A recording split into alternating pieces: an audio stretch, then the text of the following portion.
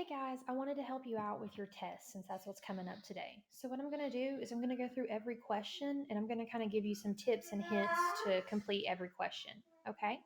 So for question number 1, it says which of the following could not be the side lengths of a right triangle? So what it's doing is it's giving you 3 different triangles. It's telling you the side lengths of those 3 triangles, and it's asking you to prove if it could be a right triangle. Remember, in order for a triangle to be a right triangle, a squared and plus b squared must equal c squared. So for example, A, you would need to take 7.5 squared, add it to 10 squared, and see if it equals 12.5 squared. If it doesn't, then it's not a right triangle. And remember, the question says which one is not a right triangle. Okay?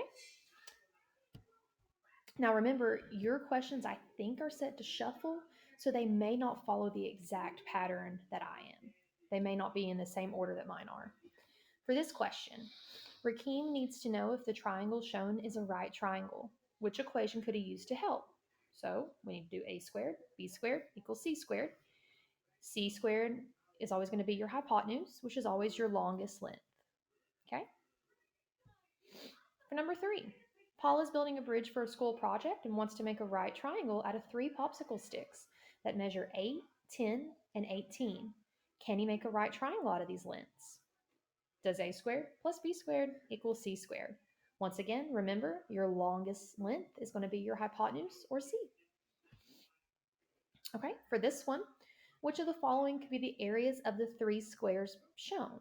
All right, remember that if I add the area of this square and the area of this square, it should equal the area of this square. You're not squaring anything here. You're not doing any of these numbers squared. These numbers have already been squared because they are the area. If we had a side length, we would square it, but these are the area. So they've already been squared. So I just need to know if I add this one and this one, does it equal this one? And remember, this is the hypotenuse, so it's the largest number. All right, for this one, find x, the missing side length of the right triangle, round to the nearest tenth. Remember, that is the first place value after the decimal. So you need to find your right angle. So figure out where your right angle is, and then figure out if you're solving for a leg or a hypotenuse. The hypotenuse is opposite the right angle. So if that's not a right angle, then that's not the hypotenuse. Okay? All right. Marcy's breakfast table has a square tabletop with an area. That means the area is 36 square feet. What is the diagonal length of the tabletop?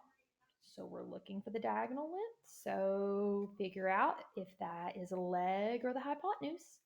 The way you know it's a hypotenuse, find your right angle and remember that it is opposite the right angle.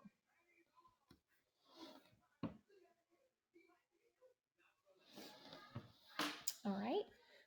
This one, we are not doing so well on this question, the people that have already submitted. So if you've already submitted, use this video to do your test corrections. We're not doing so hot on this question. And I think it's because this question says, find the perimeter. What is the perimeter of the isosceles triangle? The perimeter means the distance around. So I need to know the distance around this triangle. So in order to do that, I have to know all of the side lengths. I already know that this one is 7. This entire thing is 48, but I just need to know what this is. So in order to do that, what are you going to do to 48?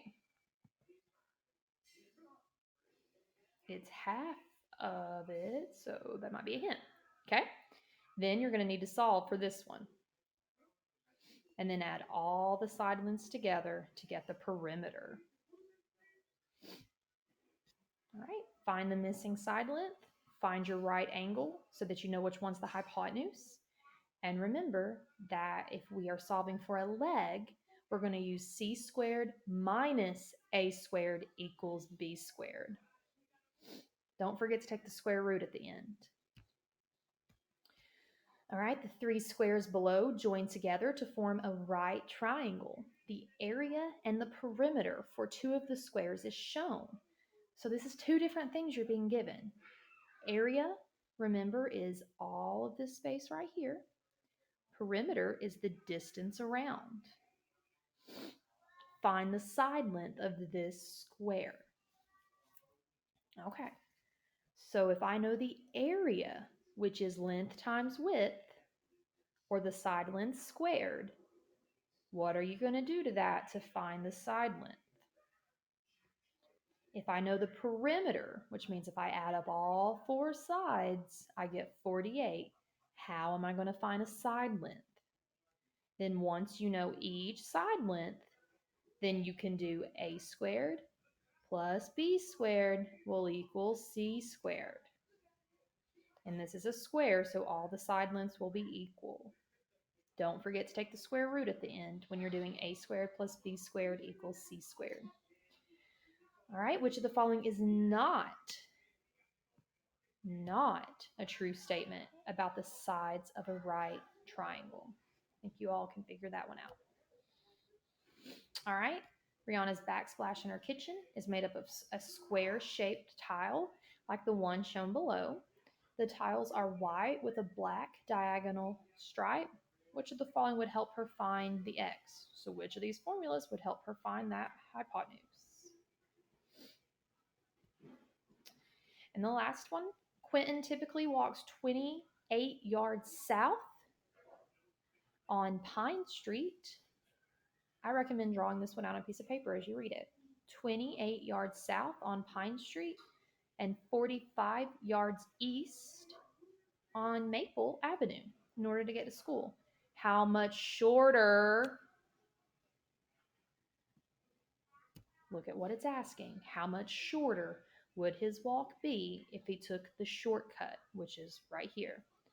So you're going to need to find out how long this distance is, find out how long this distance is, and then subtract. Okay?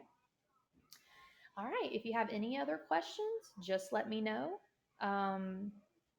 You can use this video as you're taking your test, or you can use it to do corrections. If you do corrections, send your corrections to me and I'll unsubmit your test for you so that you can resubmit it again. All right. Send me your work. If you've shown your work on a piece of paper, please send that to me. You can email it to me or upload it to Google Classroom. If there's a particular question on your study guide that you're still needing help with, or if you're doing corrections on your test and you cannot figure out how you missed a problem, please make sure to let me know. And I will be more than happy to create another video for you guys to help you. Okay?